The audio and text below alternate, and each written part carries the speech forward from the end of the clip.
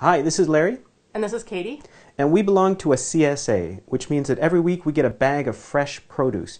And this summer, we're going to make something every week and share it with you, fresh from Spring Hill. Today is the last bag of Spring Hill vegetables for the season.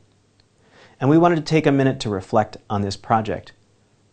We found it both fun and challenging to try to put out a recipe with our Spring Hill vegetables each week.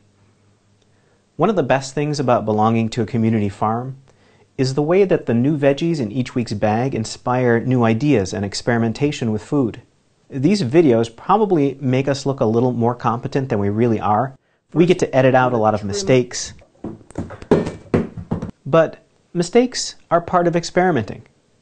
And in cooking, as in life, you need to make mistakes to learn, and then you need to eat your mistakes and move on. We hope you found one or two useful things in this series, and we hope you keep experimenting with what comes in your Spring Hill bags next year. Okay, let's cook something. We've been getting fantastic onions from Spring Hill almost every week this summer. They do a lot of the work in our cooking without getting much of the credit. So this week we're going to put onions in a starring role by making a caramelized onion pizza with some potatoes and a white sauce with garlic and thyme that we saved from a previous week's bag. We're going to start with our white sauce. We're going to do a vegan version for our vegan friends, but if you prefer an Alfredo or a bechamel, that would work too.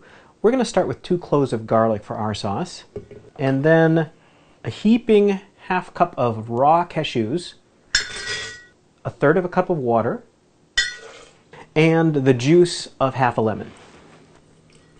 And I'm going to start with a 1/4 teaspoon of salt and then taste it and see if it needs more. And then we're going to take some of this dried thyme and crumble it in. And then everything just gets whizzed up until it's fine and creamy. And that is our white sauce. Next, I'll slice the onions thinly so they're ready for caramelizing.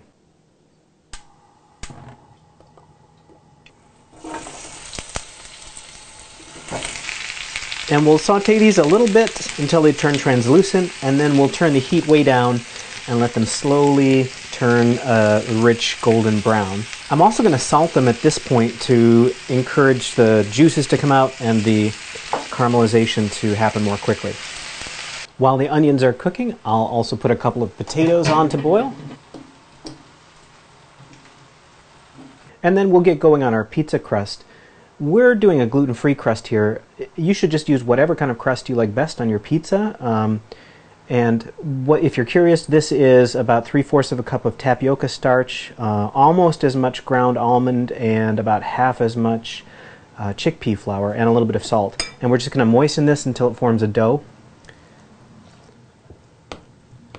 Okay, there is our gluten-free crust mix, and we're going to press that into our pan now.